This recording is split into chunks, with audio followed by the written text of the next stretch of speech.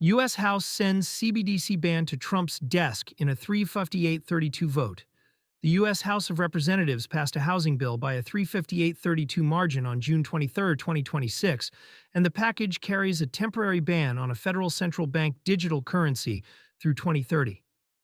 With both chambers now aligned, the bill moves to President Trump's desk for signature, the final step before it becomes law. Cointelegraph reported the vote shortly after it cleared the floor. The CBDC language rides inside a larger housing measure rather than standing alone, which is part of why it drew such a lopsided count. A 358-32 result means the provision passed with deep support from both parties, well beyond the threshold needed to send it forward. A digital dollar blocked, private stablecoins left standing. The ban targets a specific thing, a retail digital currency issued directly by the Federal Reserve. It does not touch privately issued stablecoins, such as USDC or USDT, the tokens that already move most on-chain dollar volume, and that sit behind a growing share of crypto spending products. The practical read is that Washington is closing the door on a government-run digital dollar while leaving private issuers to carry US dollar value on public chains. That distinction matters for anyone who spends crypto.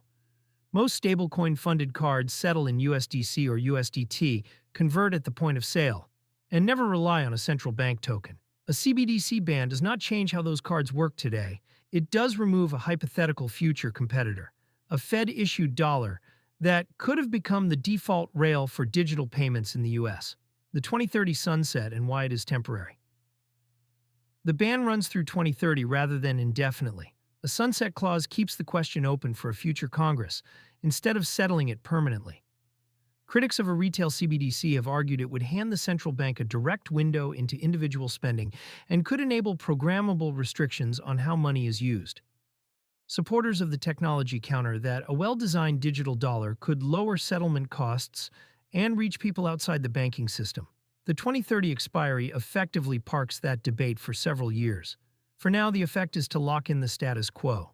US dollar digital payments will keep running through commercial banks, card networks, and private stablecoin issuers, not through a Fed-issued retail token. The vote lands during a broad crypto pullback. The timing sits against a weak market. As of June 24, 2026, Bitcoin trades near $62,771, down 1.8% over 24 hours and 4.5% on the week. Ether is around 1,766, off 3.4% on the day and roughly 7% across 7 days. The Fear and Greed Index reads 20, firmly in fear territory. Regulatory clarity on the CBDC question did not move prices on its own, which fits the pattern. This sell-off has been driven by macro pressure and equity weakness, rather than U.S. policy headlines. The policy signal still reads as friendly to private digital dollar infrastructure.